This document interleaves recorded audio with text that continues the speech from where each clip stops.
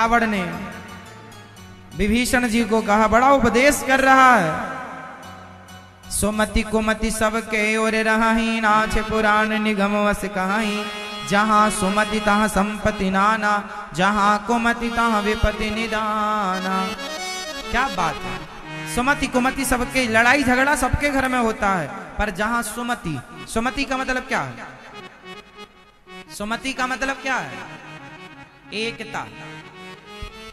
सुमति मतलब एकता, अखंडता।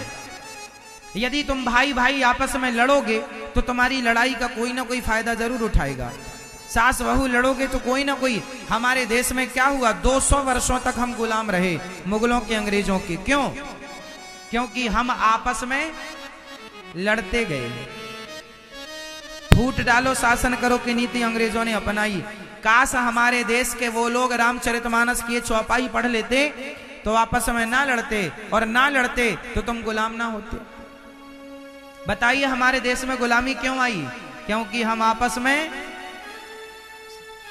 अब यहां क्या, जहां सुमति तहां संपत्ति नाना। एक झाड़ू भी तिनकों से बनती है। सारे तिनकों को जोड़ दिया जाए तो वो तिनके झाड़ू बन जाते हैं, और वो झाड़ू कचरे को बाहर कर देती है। पर वो तिनके बिखर गए तो वो तिनके स्वयं कचरा बन जाते हैं। जो कल तक झाड़ू थी वो आज का कचरा है। बस बिखर जाओगे तो मिट जाओगे, और जुड़ जाओगे, संगठित हो जाओगे, कोई बाल भी बांका नहीं कर सकता। समाज में संगठन की बड़ी ताकत है। आप हिंदू लोग, सनातनी लोग संगठित नहीं रहते। तुम्हारे संगठित ना रहने का फायदा कभी मुगल उठाते हैं, कभी अंग्रेज उठाते हैं, कभी और ना जाने कौन कौन आक्रांता उठाते हैं, और तुम अभी तक ना समझ पाए, अभी तक ये चौपाई का अर्थ ना समझ पाए। पाठ रोज करते हो हनुमान चालीसा सुंदरकांड का, अर्थ समझने को तैयार नहीं। संगठन में ताकत है। अंगूर की दुकान में जब आप जाते हैं तो कुछ अंगूर गुच्छे में होते हैं, कुछ अंगूर बिखरे होते हैं, एक एक अंगूर अलग होता है।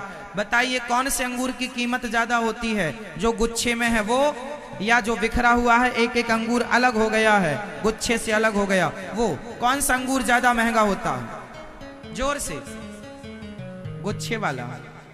ये बात सही है कि झूठी है? आप अंगूर लेने जाएंगे और अंगूर वाला आपको यदि एक एक अंगूर अलग वाले अंगूर देगा, आप मना, भैया वो गुच्छा वाला दो इकट्ठे। क्यों?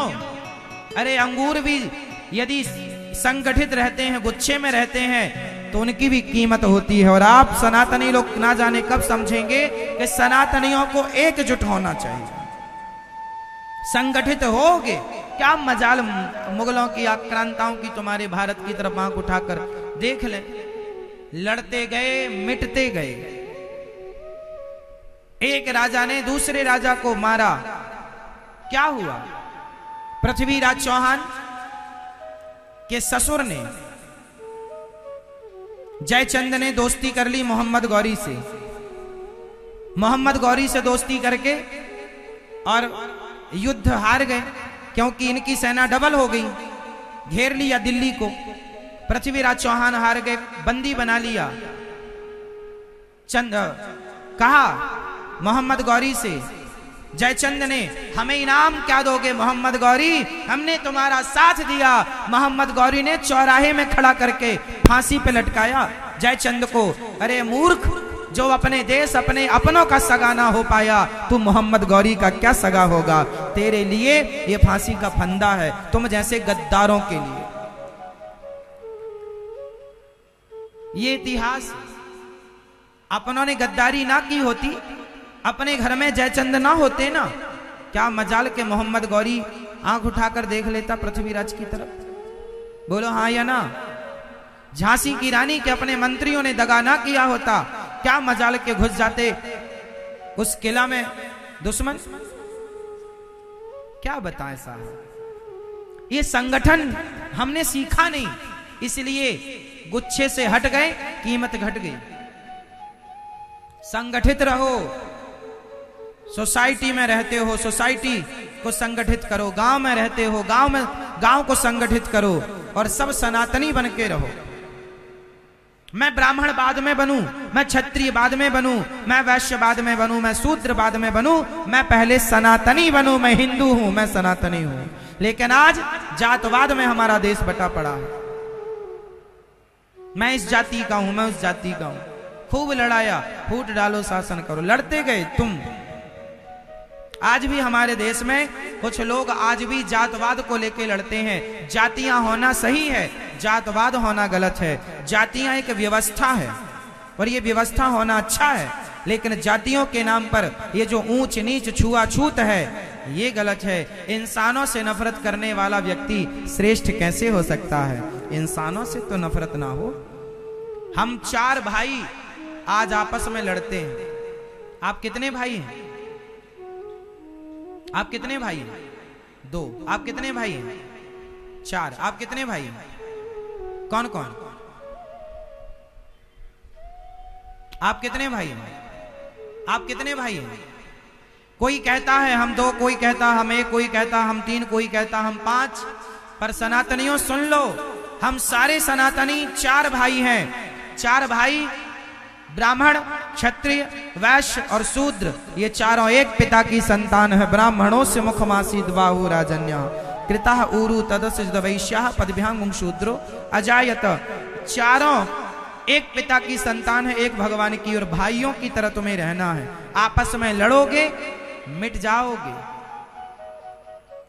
संगठित रहो, गांव को संगठित करो, सोसाइटी, कॉलोनी, मोहल्ले को संगठित करो और संगठित रहो, भाई की तरह रहो। तुम्हारी सोसाइटी में कोई ब्राह्मण रहता है, कोई क्षत्रिय रहता, कोई वैश्य, कोई शूद्र, चारों गले लग के रहो ना। जब चौराहे पर बैठा करो तो एक साथ बैठा करो, कोई ऊंचा नहीं, कोई नीचा नहीं। तुम अपने घर में अपने ढंग से रहो।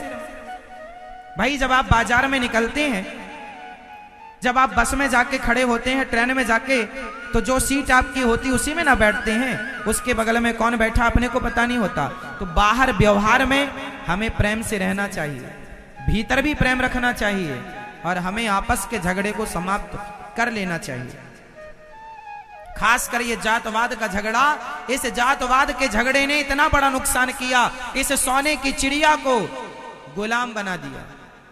सारा सोना ले गए, तुम 2-2 रुपए के लिए रो रहे हो। हमारे देश में इतनी गरीबी है, लोग भूखे सो रहे हैं। तुम्हारे झगड़े के चक्कर में लोग भूखे सो रहे हैं, वरना हमारे देश में इतना सोना था। आज हमारे पंजाब में एक सोने का मंदिर है, गोल्डन टेम्पल, आप अमृतसर को जानते हैं। ऐसे सोने के मंदिर हमारे देश में, देश गुलाम के पहले, मुगलों के पहले, अंग्रेजों के पहले, ऐसे स्वर्ण मंदिर हमारे देश में 7000 मंदिर थे सोने के। उठा के देख लो इतिहास। लूट लिया सारा सोना और लड़ लो। अभी भी तुम सुधरे नहीं हो, अभी भी तुम लड़ ही रहे हो। ये तुम्हारी लड़ाई विनाश कर देगी। लूट के ले गए वो लोग,